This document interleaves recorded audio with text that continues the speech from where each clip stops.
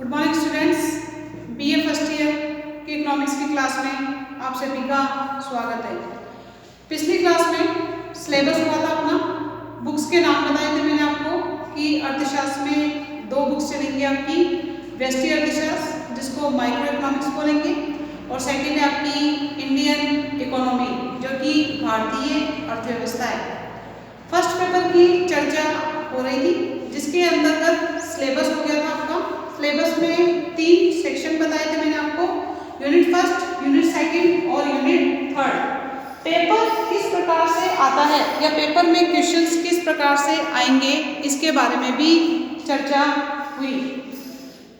2-2 number के 10 questions, 4-4 number के 5 questions और 20 नंबर के 3 क्वेश्चन आएंगे जिसमें आपको चॉइस या जो है चुनाव की बात रखी जाएगी कि आपको कौन सा क्वेश्चन करना है।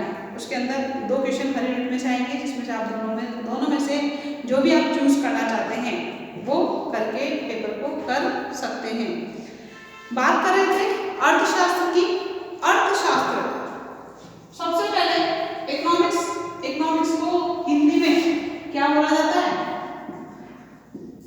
अर्थशास्त्र, जो कि आपने 11th क्लास में पढ़ा होगा। 10th क्लास तक एक सामाजिक ज्ञान नाम की, सोशल स्टडी नाम की बुक होती है जिसके अंतर्गत ही आपका इतिहास आ जाता है, भूगोल आ जाता है, नागरिक शास्त्र आ जाता है, अर्थशास्त्र आ जाता है, ये सारी चीजें आ जाती है। लेकिन जब आप 11th क्लास में आते हैं उसके बाद अलग अलग सब्जेक्ट के अलग अलग पार्ट हो जाते हैं, जैसे कि हिस्ट्री अलग निकल गया, सिविक्स अलग निकल गया, ज्योग्राफी अलग निकल गया, इकोनॉमिक्स अलग निकल गया। ये जो एक किताब के अंदर जो 4 पार्ट्स थे वो चारों पार्ट्स अलग अलग हो जाते हैं और स्टूडेंट्स अपने इंटरेस्ट के अकॉर्डिंग सब्जेक्ट लेता है। बात करते हैं अपन अर्थशास्त्र की। हिंदी में इसको अर्थशास्त्र बोला जाता है। अर्थशास्त्र के जो जनक है, आधुनिक अर्थशास्त्र के जो जनक हैं वो एडम स्मिथ है। कौन है? Adam Smith. अर्थशास्त्र के जनक कौन है? Adam Smith.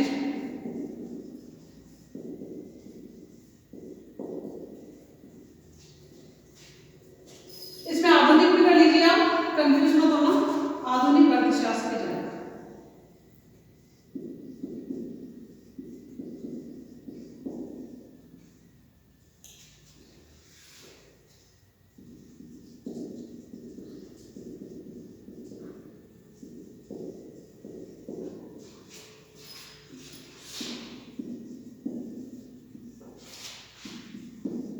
Adam Smith.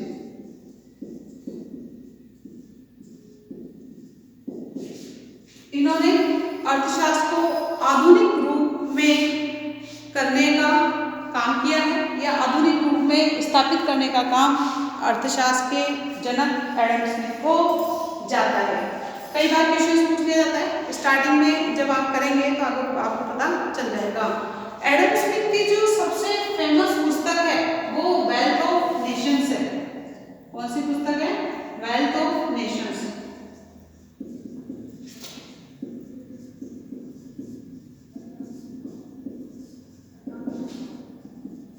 ये पुस्तक कब लिखी इन्होंने? ये पुस्तक लिखी थी 1776 में। सुप्रसिद्ध पुस्तक मानी जाती है वेल्थ ऑफ नेशंस, जो कि 1776 में प्रकाशित हुई थी। अलग अलग अर्थशास्त्रियों ने अर्थशास्त्र की अलग अलग परिभाषाएं दी थी जिसमें सबकी अलग अलग दृष्टिकोण है। कोई अर्थशास्त्र को क्या बताता है तो कोई अर्थशास्त्र को क्या बताता है, उसके बारे में अपन देखेंगे। तो मुख्य परिभाषाओं की अगर हम बात करते हैं तो एडम जो स्मिथ है वो ये कहते थे कि अर्थशास्त्र धन का विज्ञान है। क्या है? धन का विज्ञान। अर्थशास्त्र को इन्होंने क्या बताया है? धन का विज्ञान। नाम से स्पष्ट है, अर्थ का मतलब क्या होता है? धन, और शास्त्र का मतलब विज्ञान। जिसमें धन से संबंधित क्रियाओं का अध्ययन किया जाता है वो अर्थशास्त्र कहलाता है। ये बात एडम स्मिथ ने कही थी, क्योंकि धन से ही सारी जो भी आवश्यकताएं होती है उन आवश्यकताओं को पूरा किया जाता है। कहने का मतलब व्यक्ति जितनी मात्रा में धन कमाएगा उसको उतनी ही ज्यादा वस्तुओं और सेवाओं का उपभोग करने का अवसर मिलेगा। तो धन का विज्ञान अर्थशास्त्र में एडम स्मिथ ने कहा है। मार्शल जो अर्थशास्त्री थे, मार्शल कहते थे कि अर्थशास्त्र धन का विज्ञान नहीं है, अर्थशास्त्र तो जो है मानव कल्याण विज्ञान है।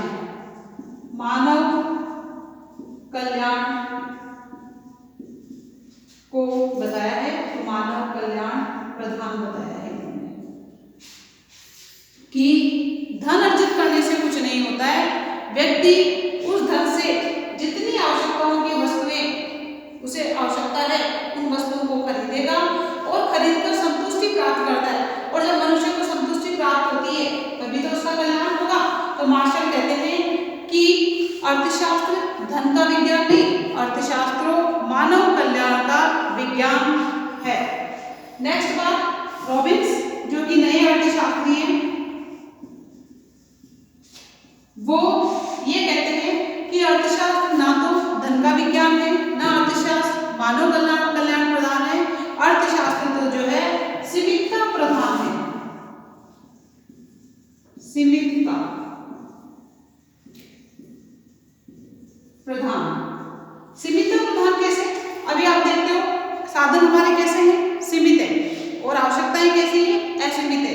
साधन सीमित का मतलब होता है व्यक्ति पूरे महीने काम करता है और काम करने के बाद धन अर्जित करता है। जो धन उसे प्राप्त हो रहा है वो कैसा प्राप्त हो रहा है? सीमित प्राप्त होता है। धन कैसा प्राप्त होता है? सीमित मात्रा में। जबकि उसकी आवश्यकताएं कैसी है? असीमित है। जैसे मान लो कोई व्यक्ति काम कर रहा है और उसे महीने के 20,000 रुपए प्राप्त होते हैं।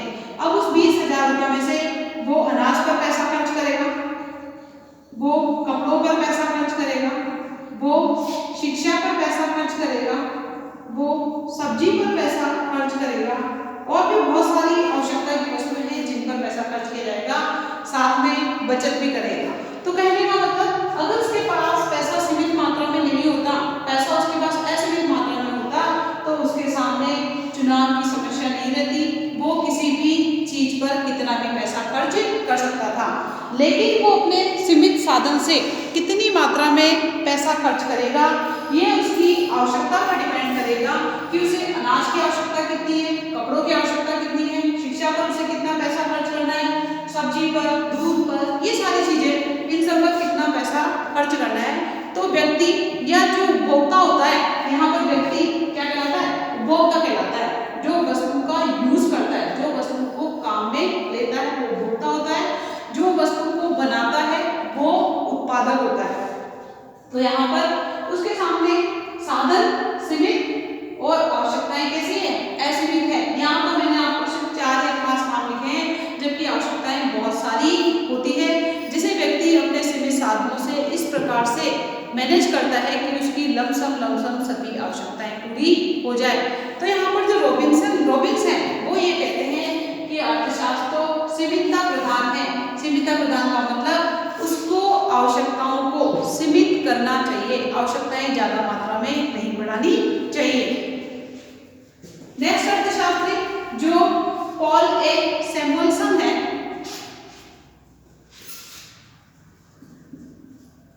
पॉल ए सैमुअल्सन, ये भी प्रसिद्ध अर्थशास्त्रियों में इनका नाम आता है। इनके अनुसार अर्थशास्त्र जो है विकास प्रधान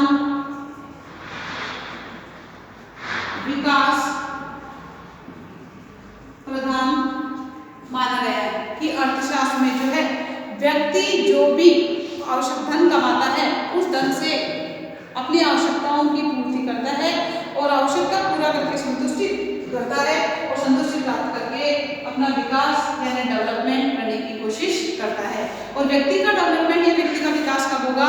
जब उसकी आय, प्रति व्यक्ति आय बढ़ती है। आय कब बढ़ेगी? जब उसका उत्पादन बढ़ता है। तो पॉल ए सैमुअल्सन कहते हैं कि अर्थशास्त्र एक विकास प्रधान के अंतर्गत आता है, जिसमें दिया गया है। नेक्स्ट है J.K. मेहता। J.K. मेहता ये भी प्रसिद्ध अर्थशास्त्री हैं। J.K. मेहता के अनुसार या J.K. मेहता ने अर्थशास्त्र को आवश्यकता विहीनता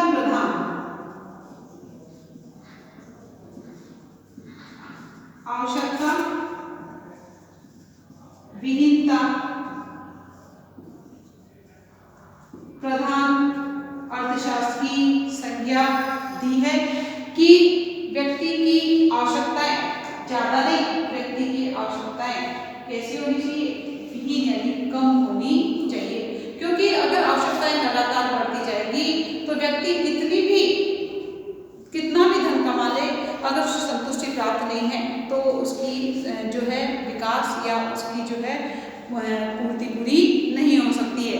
तो J.K. मेहता कहते हैं कि आवश्यकताएं जितनी कम होगी व्यक्ति उतना ही संतोष प्राप्त करेगा, और आवश्यकताएं अगर नहीं होती है तो व्यक्ति काम किस लिए करेगा, ये इनकी आलोचना करने वाले अर्थशास्त्री कहते हैं। इस प्रकार अलग अलग अर्थशास्त्रियों ने अलग अलग परिभाषाएं दी है, जिसमें एडम स्मिथ आपका first number, Marshall second, Robbins third number, Paul S Samuelson fourth number और प्रोफेसर J.K. मेहता 5 नंबर। इन पांचों अर्थशास्त्रियों ने अपनी अपनी परिभाषाएं अपने अपने अनुसार दी है। इसको आप एक बार जरा नोट डाउन कर लीजिए या इसका स्क्रीनशॉट ले लीजिए।